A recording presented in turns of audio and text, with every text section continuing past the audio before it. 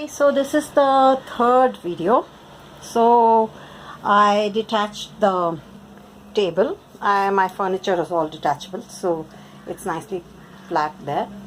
The thing that I wanted to say is a technique like KonMari or Fly Lady works in cases of everyday maintenance, but when it comes to things like moving or a spring cleaning, most of the time you don't even know where the things are. So it's better to go section by section and take it easy on yourself and do it maybe in 15-minute intervals. So I took a 10-minute break. I read a book. I've taken the day off, so I'm not doing anything else today.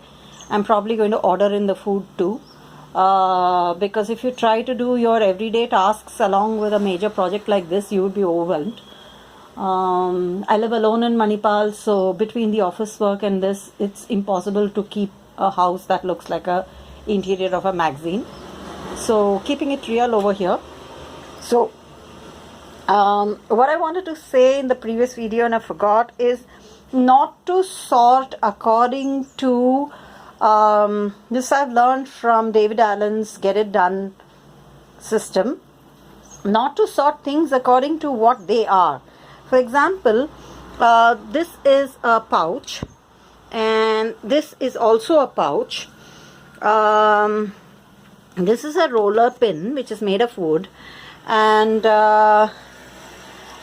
these are plastic pots. So supporting I put all the plastics together and did a KonMari, I'm overwhelmed because I'm sitting surrounded by plastics of different kinds and I don't know what I have to do with them. So the only two actions in KonMari system are keep, throw, donate. Right now, in a new case, it is not like that. It is, our work is not keep. Our work is use it in the kitchen or use it for something. So it's mostly instrumental in nature. So the sorting is an actionable rather than a kind of a sorting according to material.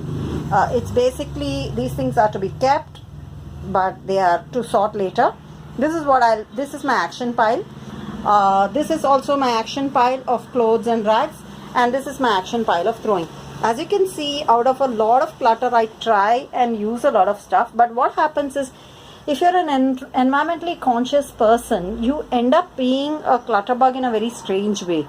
You don't throw away useful stuff. For example, somebody gave me a gift in that plastic bag. It's transparent, it is plastic, and it is very, very hard for me to throw that away into the garbage. It is so hard. But then the thing is to remember that if you want to be a environmentally conscious person, you have to not let it come into your house at all. I've reduced my garbage bag to a huge amount, but this will remain. The plastic will remain. Somehow it gets into my house, and then try as much as I can. I cannot prevent at least 1 or 2 plastic covers coming in every month. So what I try and do is to try and minimize it coming in rather than holding it after it comes in. The other thing I do is I don't throw away the boxes of stuff that come in Amazon. It's been good because for packing it helps, but in India we can always give away the cardboard for recycling, so it is not so bad. But a lot of like these garbage bags, we can't do anything about it because the neighborhood requires us to pack our garbage neatly and give it in a bag. It requires us to bag the garbage. But so far I have managed to keep it to 1 bag per 2 weeks. My paper output is also in very less, except when I'm doing like moving, in which case obviously my garbage.